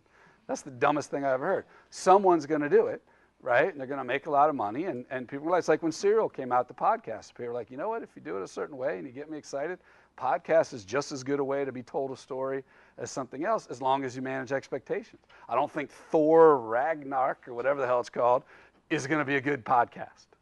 But that's the contract we have to make with the audience, is if you're in your room and you're thinking about that next project you want to work on, that's the first thing you should do. What's the best way to do this, right? I mean, I had somebody pitch me The Chair, my little, documentary show about, could be a great podcast. Just people talking about it, all the people telling them what's going on, editing it, doing what, you don't need to see any of it, right? A lot cheaper. But the point is, I don't know how to market it. I don't know who's going to pay for that. I don't know. And I live in the world where I do television shows. So I'm trying to find something that makes stars happy, right? But that's what I'm saying is that's what I think is going to change. Is the creative side, you're going to start thinking about what's the right way to do this, right? And on the distribution side, they all just have to give up and admit that streaming works and people want it anywhere, anytime. And I guess we'll still have this battle about whether you get it all at once or whether you got to wait every fucking week. I can't stand that battle either. Once the show's out, let me watch the whole fucking show. Like, why do I have to wait 10 weeks to see the end of the show? And I think that will end over time, But those are the things that are freaking people out. And so I think that's the hardest part, is when they don't know how they're going to make money, they're much less more adventurous to pick the projects that they're going to put into their system. And so then you end up with the ones that are copycats of the ones that made money last week, which ironically is not how the entertainment industry works, because the audience doesn't want to see the thing they watched last week. That's why Manchester, in some way, we lucked out, because we were so sort of retro cool, with just dudes talking and sad shit, that they were like, I'll never see anything like. She's like, really? I could show you 50 movies that look exactly the same, but they hadn't seen one in a while. Fusan? Gambler? I'm sorry? Do you think being a producer is a gambler like the... Is being a producer a Yeah, gambler? it's a fucking gamble. Well, can you believe that right now is the emoji movie is really selling better than Blade Runner? How do you think about that? Of course I can believe it. I mean, the point is, like, that, to me, that's a perfect example of Hollywood having their head up their own ass. They convinced themselves everybody on Earth was waiting for the next Blade Runner. More people on Earth are playing with emojis today than have ever heard of Blade Runner, right? So the dude's like, I'm going to make the emoji movie. Yeah, people still think that might be funny, right? And so what I'd say is, and the thing about the producer in that decision about which project gets made, right, is really difficult, because it's also tied to how much you spend on it. Blade Runner made for the same budget they made it, everybody's happy, right? But they thought they had this big machine, or whatever the case may be, and it didn't turn out to be that, right?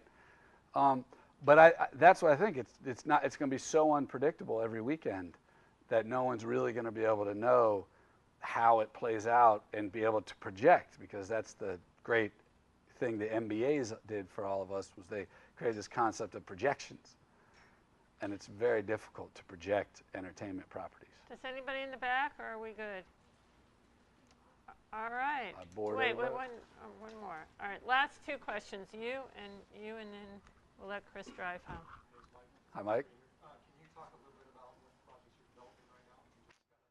Quick run through of what steps you're at with those? Sure. I'm not doing a lot right now, to be perfectly honest. For a lot of different reasons, I'm taking a little time off.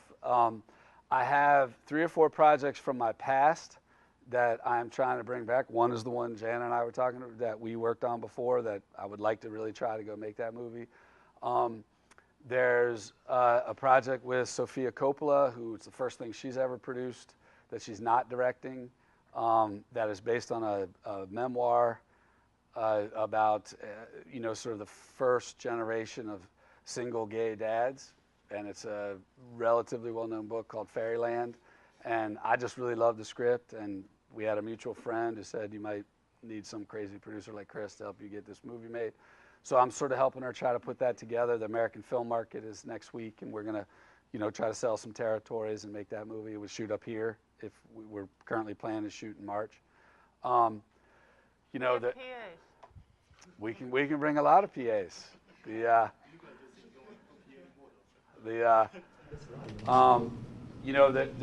There's a couple first-time directors that are friends of mine who really want to try to get a movie made. The weird thing about the current time right now is that pretty much every movie other than these big serialized type movies are getting financed by individual rich people. And so in some ways it's going to be a very fertile time, not because anyone has figured out the distribution side of it, but because there's all these rich people floating around who want to go make movies. And so I know a fair amount of them. That's how we got Manchester made. So there's a couple projects that I'll probably do, which I can't talk about yet because they're either in rights situations or the person is a famous person who hasn't told anybody they want to direct a movie.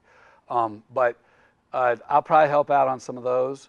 And then I am actively trying to do another season of of The Chair. I can't figure out I can't get anybody to let me on set to shoot their process. So that's my biggest hurdle right now. But I do think there's a way to do that show again. And I did like it, and Stars would like to do it again. So I spend a fair amount of my time trying to talk my colleagues and directors into letting us, film a movie they're getting ready to go make.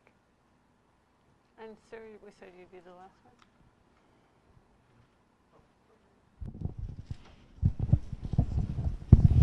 Hi, I'm Jack.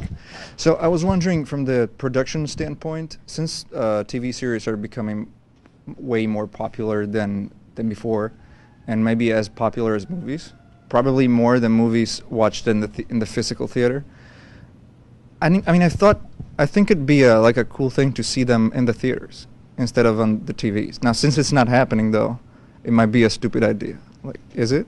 Well, no, look, there's theaters out trying to do it right now. They're trying. The issue is, to be perfectly honest, the issue is how do you sell the tickets?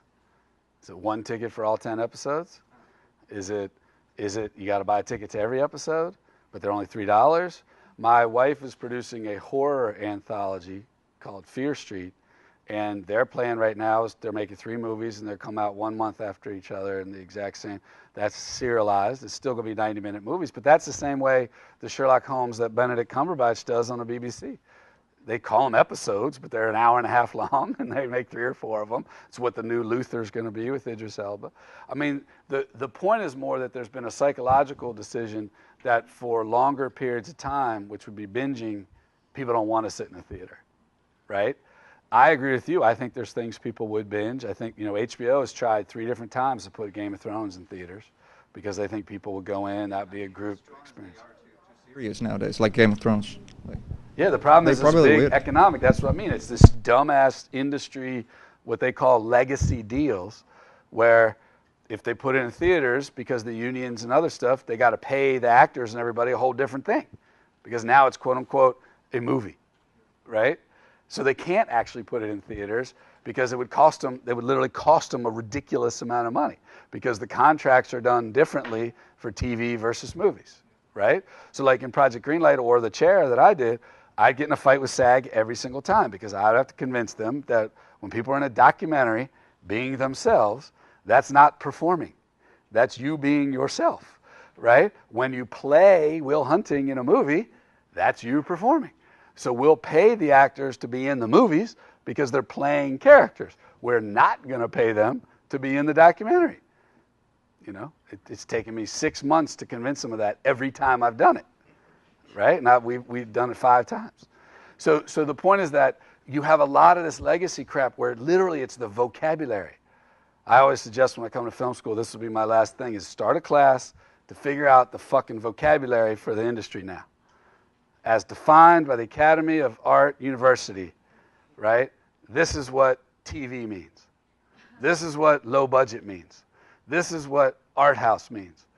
This is what series means.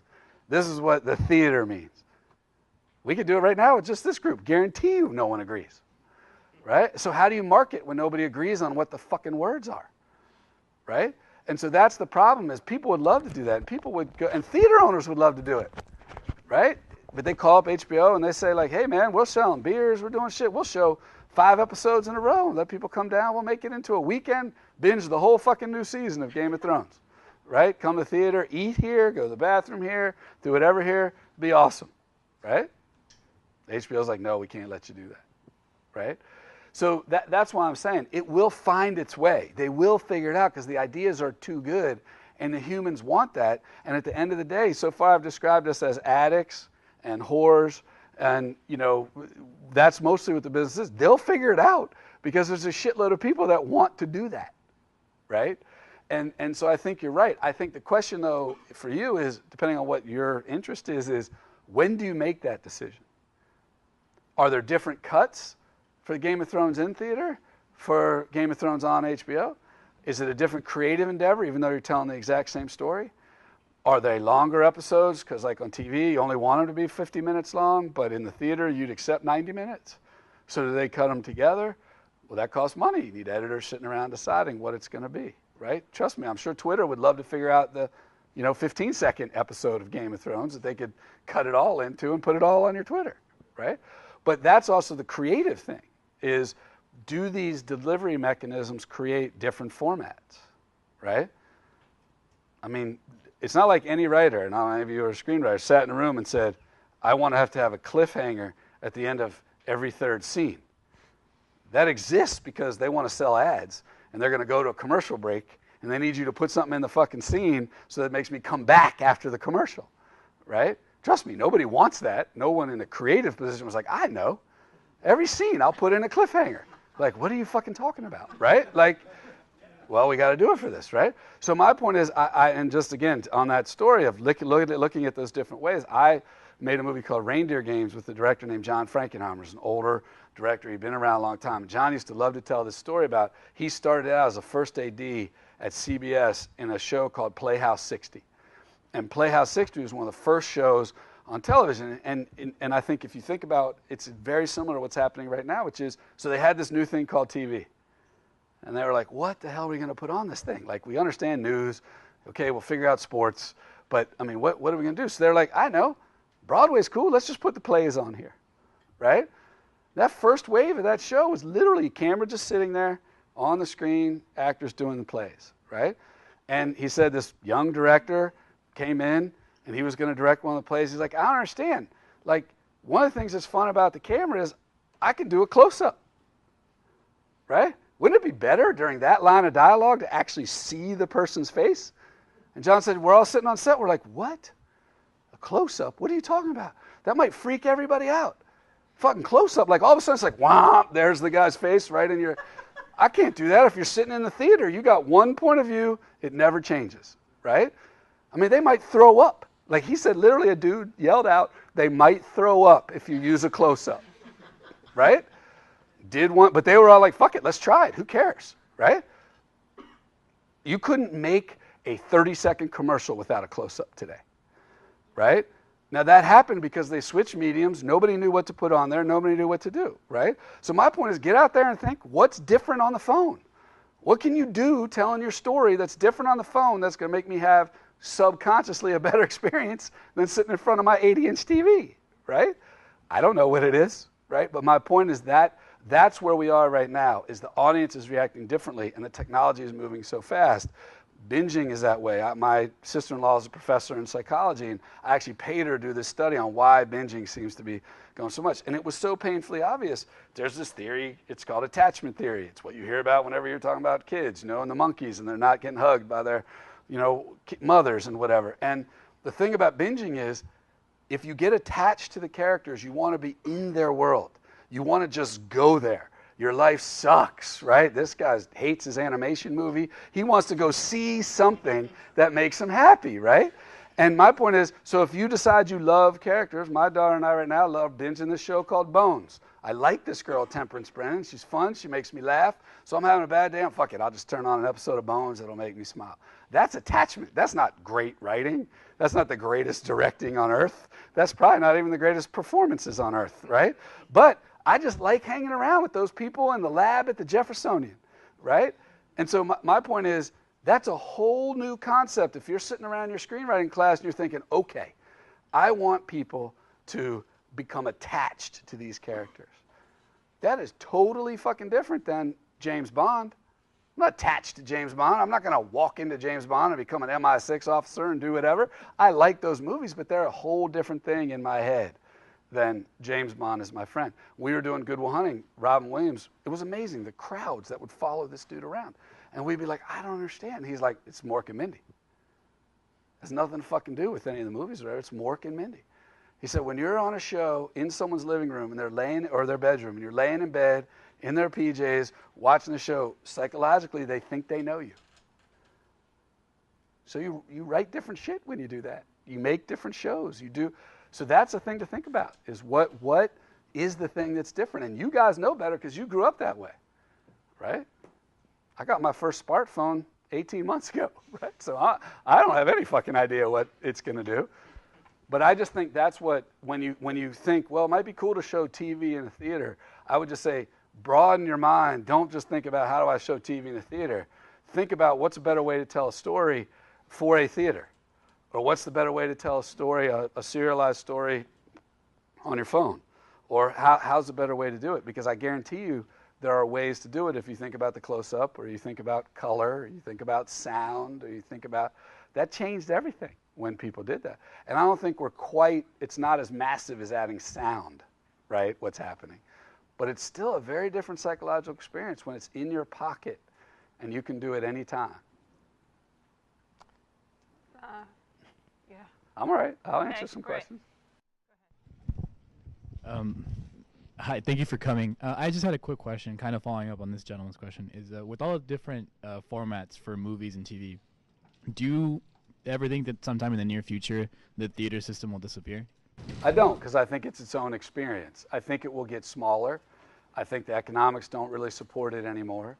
And so I think there's a fair amount of stuff that people have to figure out why you go to theaters. I'm not sure it's food. I'm not sure it's booze. I will say I'm a big fan of reclining seats. But I don't know. I love it. I love going to the movies, the dark room and the big screen. I think there's a lot of people out there who still do. I know my kids do. We talk about it all the time. Our frustration now is not any movies in the theaters we want to go see. But we'll figure all that out. I don't think any of them will disappear. Just like when the TV came, everybody thought theaters would go away. They didn't go away. When home video came, everybody thought theaters would go away. They didn't go away. When people like to watch and be told professional stories, they like it. They just figure out how they want to be talking. There's a lot less opera houses than there are movie theaters. Well, maybe it's going to be more similar, you know. So I do think that smaller towns may have trouble supporting a movie theater. Like my hometown, I don't know that movie theater survives, right? Because it's a diverse community. There's only 5,000 total people. They're not going to the movies all the time. Now you don't have to take your girl there on the weekend. There's other shit to do. So I think there will be, again, a correction or some sort of thing that some of those theaters may become other stuff. I don't know. But I don't think in general the concept of getting up and getting dressed and deciding you're going to go out and see a movie is going to go away.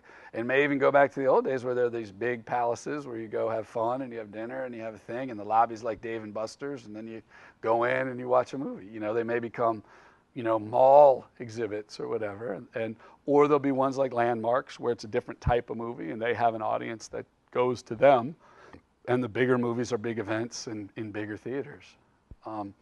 But, you know, there have been live or, you know, big venue entertainment for a long time. And I think if you look at the music business, a lot of times you can see what is going to happen to the entertainment business. And if you look at, you know, they call it now, you know, there's a few people who can do a stadium tour.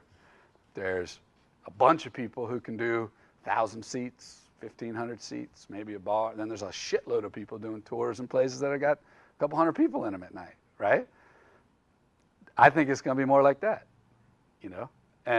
But I think the audience, as I said, the more we start listening, and the other thing that's big about, the only other thing I'll say about the technology companies coming into entertainment, the Apples, Facebooks, YouTubes, is they're bringing data. And again, the entertainment industry I grew up in, just the last thing on earth they wanted was data.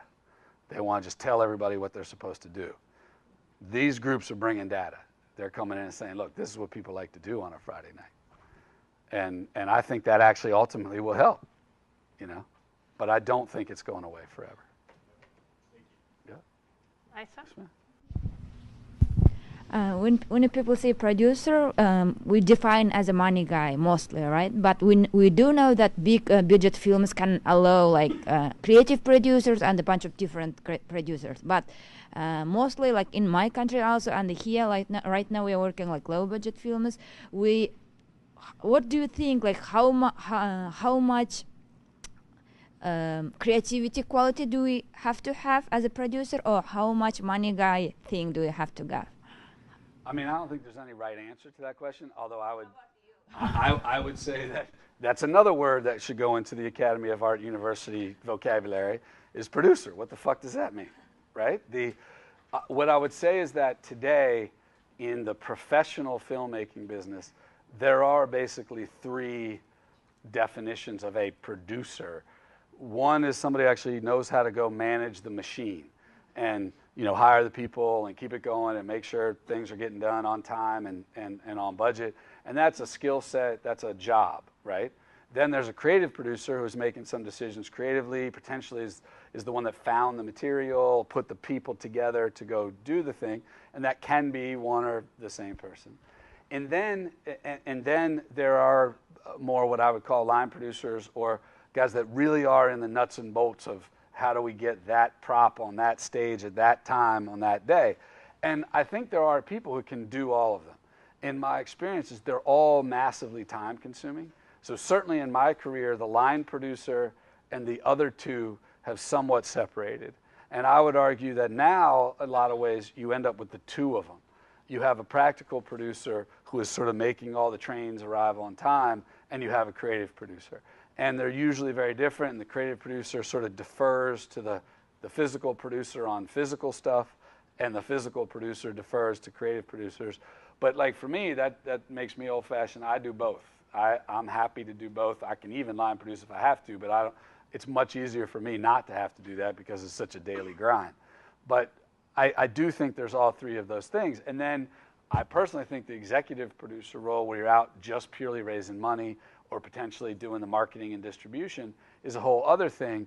I think those people, and there's a group of them, are somewhat separated from the actual making of the product. So that would be my definition. Hassan? I thought you had a question. All right, we're good? All right, thank you, Chris. All right, very thank much. you guys. Yeah.